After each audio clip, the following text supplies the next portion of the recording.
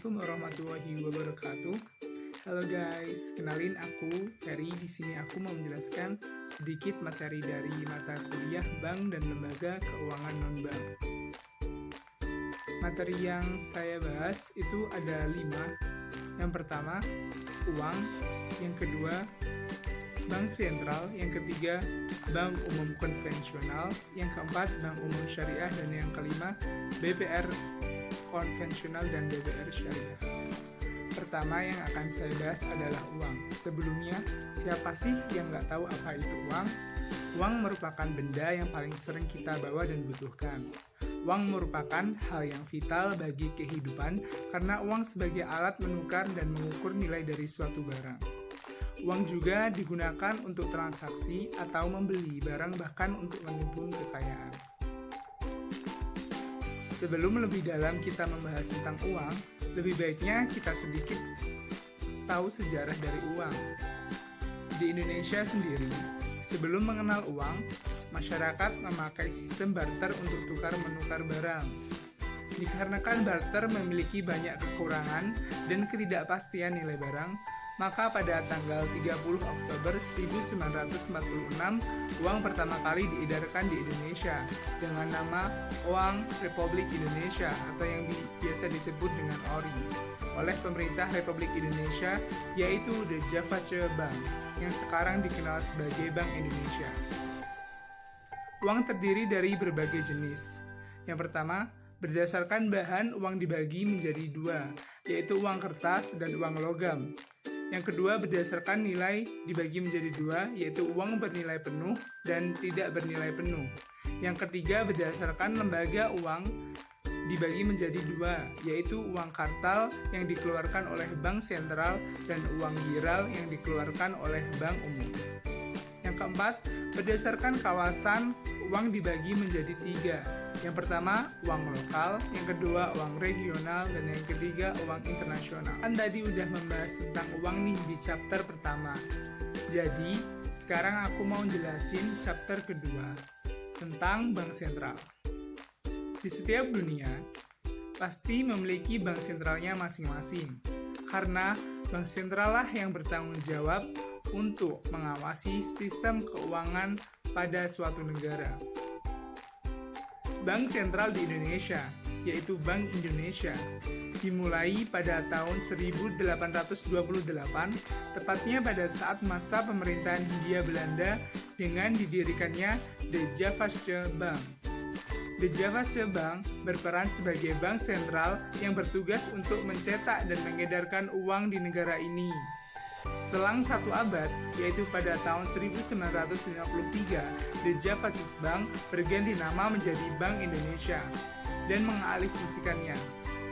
Saat itu, Bank Indonesia adalah bank sentral yang mempunyai 3 fungsi utama, yaitu sistem pembayaran, perbankan, dan moneter. Saat ini, Bank Indonesia memiliki fungsi yang pertama, yaitu sebagai bank sirkulasi dan lender of the last resort.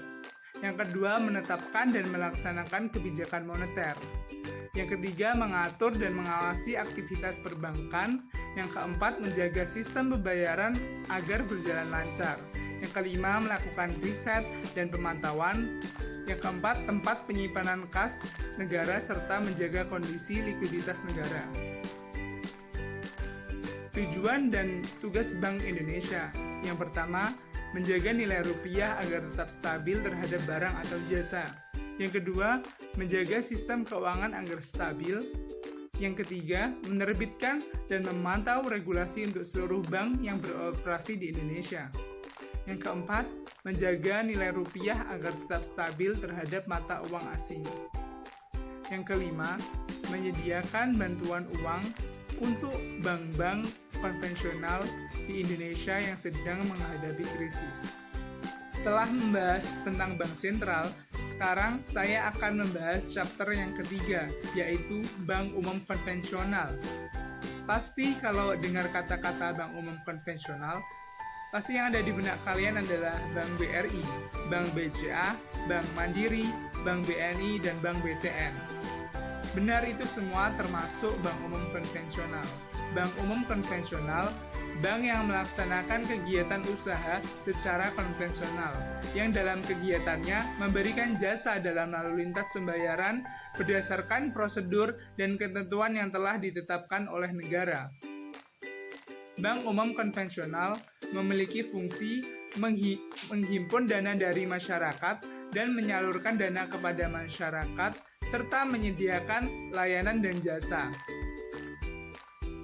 Bank umum konvensional memiliki produk-produk simpanan. Yang pertama adalah tabungan, yang kedua deposito, yang ketiga giro, yang keempat cek, yang kelima kredit, yang keenam produk jasa lainnya. Bunga di bank umum konvensional dibagi menjadi dua. Yang pertama, bunga tabungan dan deposito. Bunga tabungan dan deposito dihitung berdasarkan tingkat suku bunga atau prosentase bunga yang ditetapkan oleh bank konvensional. Pembayaran bunga simpanan dari bank konvensional kepada nasabah yang dilakukan setiap bulan. Yang kedua, bunga pinjaman. Bunga pinjaman dihitung berdasarkan tingkat suku bunga atau prosentase bunga yang ditetapkan oleh bank konvensional dan berdasarkan pokok pinjaman. Pembayaran bunga pinjaman oleh nasabah kepada bank konvensional dilakukan setiap bulan bersamaan dengan pembayaran cicilan pokok pinjaman. Chapter keempat, saya akan membahas bank umum syariah. Tadi kan sudah membahas tentang bank umum konvensional. Kalau ada konvensional, pasti ada syariah.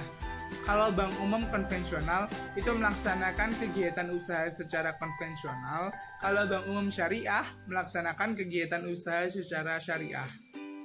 Bank umum syariah memiliki fungsi menghimpun dana dari masyarakat dan menyalurkan dana kepada masyarakat. Tujuan utama dari bank umum syariah sendiri adalah menyediakan fasilitas keuangan dengan mengupayakan instrumen-instrumen keuangan yang sesuai dengan ketentuan dan syariat Islam.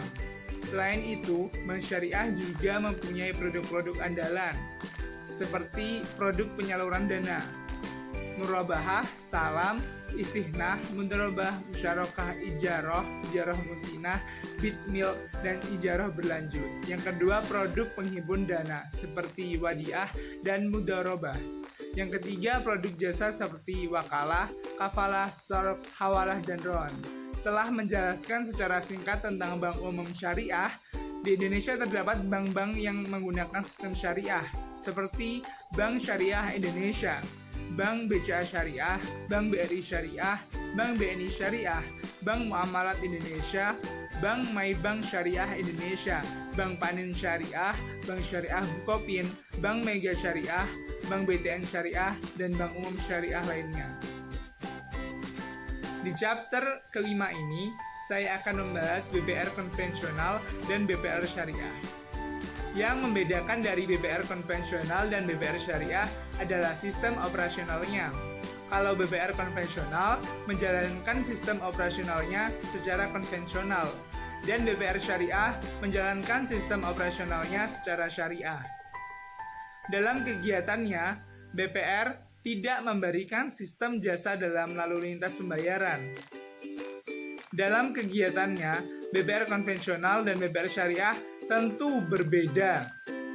Kegiatan dari BPR konvensional yaitu menghimpun dana dari masyarakat dalam bentuk simpanan berupa deposito berjangka, tabungan, atau bentuk lainnya, dan menyediakan pembiayaan dan penempatan dana berdasarkan sesuai dengan ketentuan yang ditetapkan oleh Bank Indonesia. Lalu, kegiatan dari BPR syariah yaitu menghimpun dana dari masyarakat dan menyalurkan dana kepada masyarakat atau nasabah, serta menyediakan pembiayaan dan penempatan dana berdasarkan prinsip syariah sesuai dengan ketentuan yang ditetapkan oleh Bank Indonesia. Produk-produk dari BPR konvensional dan BPR syariah. Yang pertama, produk dari BPR konvensional. Ada tabungan, deposito, kredit, dan sertifikat Bank Indonesia. Yang kedua, produk dari BPR Syariah. Ada simpanan amanah, tabungan wadiah, dan deposito wadiah atau deposito mudharabah. Sekian penjelasan dari materi saya. Apabila ada salah dalam tutur kata saya mohon maaf. Dan apabila ada salah dalam materi yang saya bawakan, kalian bisa langsung komen di bawah. Assalamualaikum warahmatullahi wabarakatuh.